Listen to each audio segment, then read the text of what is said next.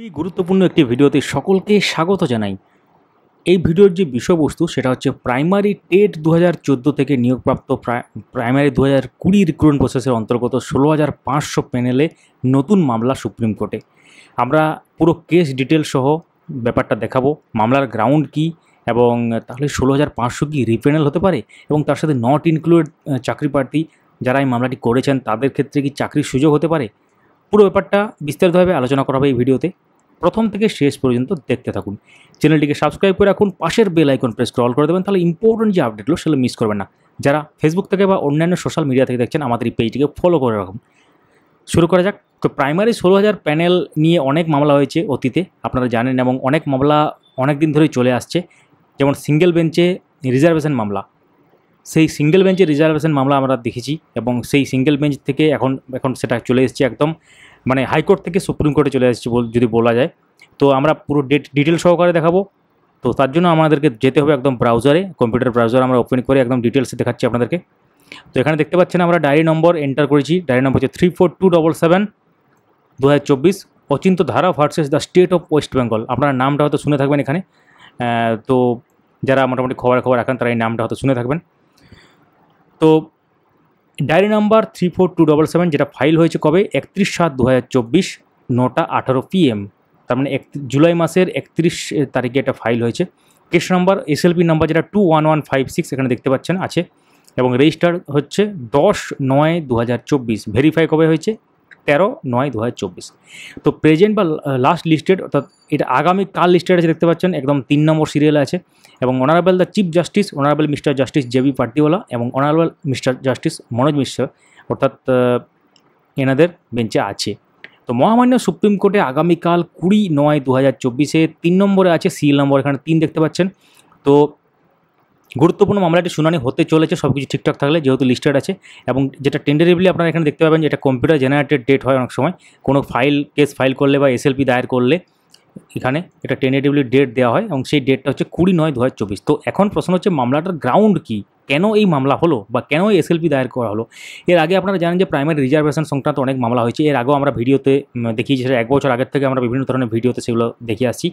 যারা দেখেননি আগের রিজার্ভেশন মামলা কীভাবে হয়েছিল সিঙ্গেল বেঞ্চে, তার সাথে সুপ্রিম কোর্টের অর্ডারের একটা রেফারেন্স দিয়েও আমরা দেখিয়েছি, ডেসক্রিপশানে লিঙ্ক দিয়ে দেবো, সেটা অবশ্যই এই ভিডিওর পরে দেখবেন।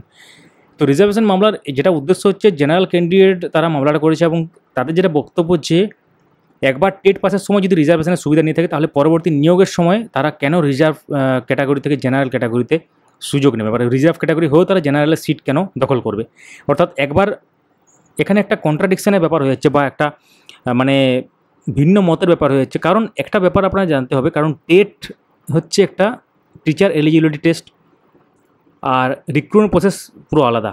অনেক সময় বোর্ড কী বলে দেখবেন বিভিন্ন সাংবাদিক বৈঠকে, যে টেট আলাদা জিনিস আর রিক্রুটমেন্ট জিনিসটা যেটা আলাদা। রিক্রুটমেন্ট প্রসেস যদি যারা অংশগ্রহণ করে সেটা টেটে কোয়ালিফাই করলে তারপরে করতে হবে, অর্থাৎ টেট আর রিক্রুটমেন্ট প্রসেসটা একটা কোনোভাবে ধরা যায় না, মানে একটা সুতোর মধ্যে আছে, সেটা ধরা যায় না। একটার থেকে ক্লিয়ার করে আপনারা আরেকটাতে বসতে পারবেন। তো যেহেতু দুটো আলাদা ব্যাপার, নিয়োগ এবং টেট, তো সেই জন্য যদি ওইভাবে ভাবা হয় যে টেটে যদি কেউ সুযোগ পেয়ে থাকে রিজার্ভেশনে, তাহলে পরবর্তী ক্ষেত্রে নিয়োগও সুযোগ পেতে পারে রিজার্ভেশনে। অর্থাৎ তারা মানে জেনারেলে যেতে পারে, বা রিজার্ভেশনের যেভাবে নিয়ম হয়, কারণ তাদের ক্ষেত্রে রিজার্ভেশন যারা রিজার্ভ কোটাতে চাকরি পান বা নিয়োগ প্রক্রিয়া অংশগ্রহণ করে তাদের ক্ষেত্রে কীরকম থাকে, যে তারা জেনারেলে কনভার্ট হয়ে যান কোনো কারণে, এবং তাছাড়া তাদের যে রিজার্ভ ক্যান্ডিডেট সেটা যাদের ভালো মেরিট তারা কিন্তু জেনারেলের সিটটি দখল করেন প্রথমে, তারপর ব্যাকআপ হিসেবে তাদের রিজার্ভ ব্যাপারটা থাকে, রিজার্ভের যে সিটগুলো। তো এখানে বক্তব্য যেটা পিটিশনারদের, অর্থাৎ নট ইনক্লুডেড ক্যান্ডিডেট বলতে পারেন, জেনারেল ক্যান্ডিডেট যারা, তাদের বক্তব্য হচ্ছে যেসব ক্যান্ডিডেট মানে 16,500 নিয়োগ প্রক্রিয়া যেটা অলরেডি হয়ে গেছে, নিয়োগ প্রক্রিয়াটা সম্পূর্ণ হয়েছে, যদিও 16,500 নাম, কিন্তু 16,500 জনের নিয়োগ হয়নি। এবং তার সাথে আপনাদের যদি একটু পিছনে নিয়ে যায়, তো মাননীয় মুখ্যমন্ত্রী ঘোষণা করেছিলেন যে নিয়োগের যে ধাপে ধাপে নিয়োগ হবে, সেই ব্যাপারটা অনেক সময় নট ইনক্লুডেডরা অনেক সময় বলে থাকেন। তো তাদের যেটা দাবি হচ্ছে যে সিট তো এখনও আছে বা শূন্যপদ এখনও আছে, তাহলে কেন ওদের নিয়োগ দেওয়া হচ্ছে না। সম্ভবত 4 থেকে 5,000 হতে থাকবে, নট সংখ্যাটা আমরা ক্লিয়ার একদম জানি না, একদম অ্যাকিউরেট জানি না। আপনারা যদি জানেন কমেন্ট করুন, কিংবা কেউ যদি নট ইনক্লুডেড ক্যান্ডিডেট দেখছেন অবশ্যই কমেন্ট করুন যে কত নট ইনক্লুড ক্যান্ডিডেট আপনারা আছেন, ডিএলএড করে আছে। তো সেখানে বলা হয়েছিল ধাপে ধাপে নিয়োগ করা হবে, এবং তাদের আপনারা জানেন যে 12,000 মতো নিয়োগ হয়েছে, 16,500 তারপর ক্যারি ফরওয়ার্ড হয়ে গেছে নাকি বোর্ড বলেছে, যদিও এটা কোনো প্রমাণ নেই আমাদের হাতে। তো বোর্ড যেটা বলেছে সেটা আমরা বলছি। তো ক্যারি ফরওয়ার্ড হয়েছে মানে পরবর্তী নিয়োগে, অর্থাৎ 11,700 সামথিং যে নিয়োগ, অর্থাৎ 9,533 নিয়োগ প্রক্রিয়া বলতে পারেন, যেটা 2022 রিক্রুটমেন্ট প্রসেস, যেটা এখন চলছে আর কি, এখনও বাকি আছে, কিছু বাকি আছে। তো এখন প্রশ্ন হচ্ছে, তাহলে যেটা বলা হয়েছিল যে মানে ধাপে ধাপে নিয়োগ হবে, সেটাকে ওনারা কিন্তু বলছেন, এবং তারপরে অনেক মামলা হয়েছে রিজার্ভেশন সংক্রান্ত মামলা। অর্থাৎ তাদের যেটা বক্তব্য পিটিশনারদের, যে একবার যদি কেউ সুযোগ নিয়ে থাকে টেট পাস করার সময়, যদি ধরুন কেউ নর্মালি তো 90 পাস জেনারেলদের, আর 82তে পাস হচ্ছে রিজার্ভ ক্যাটাগরি ক্যান্ডিডেট, তো যদি 82 পেয়ে কেউ পাস করেন বা 83 পেয়ে কেউ পাস করেন, সাপোজ 90 থেকে কম পেয়ে যদি কেউ পাস, তারও তিনি একবার টেট পাস করার সময় রিজার্ভ ক্যাটাগরি হিসাবে সুবিধা পাচ্ছেন। তারপর সেই ক্যান্ডিডেট কেন জেনারেলের সিট দখল করবে, এটা হচ্ছে মূল বক্তব্য, এক লাইনে বললাম, কারণ আমরা ঘুরিয়ে কথা বলি না, এক সিম্পলভাবে বলার চেষ্টা করি। এবং এর সাথে আপনারা যদি কিছু যোগ করতে চান কমেন্টে যোগ করতে পারেন। তো তাদের এটাই বক্তব্য যে ক্যান্ডিডেট একবার সুযোগ নিচ্ছে টেটের সময়, নিয়োগের সময় কেন আবার জেনারেলের সিট, তারা তো রিজার্ভ ক্যাটাগরির সিটেই থাকা উচিত, জেনারেলের সিট দখল করা উচিত নয়। কিন্তু এদিকে আবার বোর্ড বলছে, বা বিভিন্ন সময় আপনারা শুনে থাকবেন যে টেট এবং নিয়োগ দুটো আলাদা, অর্থাৎ টেটের সুযোগের সঙ্গে এটা সম্পর্ক নেই, এবং তার সাথে সুপ্রিম কোর্টের বিভিন্ন রকম মামলাও আছে এর সাথে। সুপ্রিম কোর্টের বিভিন্ন মামলা, সেটা আমরা মানে ভিডিওটা লিঙ্ক দিয়ে দেবো। সুপ্রিম কোর্টে একটা রেফারেন্স দেখানো হয়েছিল, তখন সুপ্রিম কোর্টে একটা মামলা ছিল রিজার্ভ ক্যাটাগরি ক্যান্ডিডেট সংক্রান্ত, অর্থাৎ রিজার্ভ যে কীভাবে এটা মানে ক্ল্যারিফাই করা হয়েছিল সুপ্রিম কোর্টে অ্যাকচুয়ালি। তো এটা নিয়েই মামলা, এবং এই মামলাটা সিঙ্গেল বেঞ্চে ছিল। সিঙ্গেল বেঞ্চের পর এটা কিন্তু মানে হাইকোর্টে ছিল, হাইকোর্টের পর সুপ্রিম কোর্টে চলে আসে। সুপ্রিম কোর্টে এখানে দেখতে পাচ্ছেন দায়ের হয়ে গেছে মামলা। আগামীকাল সব কিছু ঠিকঠাক থাকলে মামলাটা উঠতে চলেছে।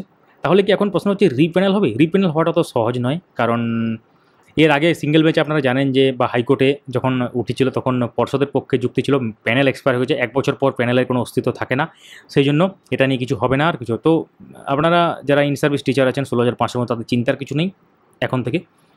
এই মামলাটি উঠতে চলেছে। এখন মহামান্য বিচারপতিরা যারা আছেন তারা শুনবেন ব্যাপারটা, তারা কি রায় দেবেন সেটা এখন দেখার ব্যাপার। খুবই গুরুত্বপূর্ণ মামলা। কালকের আপডেটের জন্য সঙ্গে থাকবেন আমাদের, সাবস্ক্রাইব করে চ্যানেলটিকে। তো তখন সিঙ্গেল বেঞ্চে ওই মামলাটা, তখন ওই প্যানেল এক্সপায়ারের কথা বলা হয়েছিল, কিন্তু তারপর সেই মামলাটি সুপ্রিম কোর্টে চলে আসে, এবং দেখতে পাচ্ছেন লিস্টেড আছে। তো এটা হচ্ছে ব্যাপার, কোন গ্রাউন্ডে মামলা, কি ব্যাপার সেটা আপনারা জানতে পারলেন। অর্থাৎ রিপ্যানেল এখন যে হবে সেটা আমরা বলতে পারবো না, রিপ্যানেল হওয়ার কোনো এই মুহূর্তে কোনো সম্ভাবনা নেই। পরবর্তী ক্ষেত্রে কী হবে না হবে। এখন প্রশ্ন হচ্ছে নট ইনক্লুডেডদের কি চাকরির সুযোগ হবে? যদি মহামান্য সুপ্রিম কোর্ট কোনোভাবে এটাকে দেখেন এবং কোনো মানে বলেন যে এটা নট ইনক্লুডেডদের যারা আছে বাকি, তাদের ক্ষেত্রে কোনো একটা ব্যবস্থা করা হোক বা কোনো কিছু, সেটা হয়তো সেটা মহামান্য সুপ্রিম কোর্টের উপর আমরা মানে তাকিয়ে থাকবো, সুপ্রিম কোর্টের দিকে আর কি, কী হবে কালকে। তো এটা হচ্ছে ব্যাপার। এবং বিভিন্ন ধরনের আপডেটের জন্য আমাদের সঙ্গে যুক্ত থাকুন। ভিডিওটি লাইক করুন, সবার সাথে শেয়ার করুন। কোনো প্রশ্ন থাকলে অবশ্যই কমেন্ট করুন। কোন জেলা থেকে ভিডিও দেখছেন কমেন্ট করুন, এবং আপনারা কোন পর্যায়ে রয়েছেন, ইন সার্ভিস টিচার 16,500 না 16,500 প্যানেলের মধ্যে জায়গা পাননি নট ইনক্লুডেড ক্যান্ডিডেট, অবশ্যই কমেন্টে জানান। অনেক বছর ধরে আমরা আপনাদের উদ্দেশ্যে বিভিন্ন ধরনের নিউজ ডেইলি বেসিস শেয়ার করে চলেছি, এক বা একাধিক ভিডিও। আমাদের এই এফোর্ট যদি ভালো লেগে থাকে, আমাদের এই চ্যানেল সম্পর্কে বাকিদের অবগত করান, এবং আপডেট মাস্টার লিখে ইউটিউবে সার্চ করতে বলুন, এবং প্রপার লোগো দেখে আমাদের চ্যানেলটিকে সাবস্ক্রাইব করতে বলুন। Thank you so much for watching.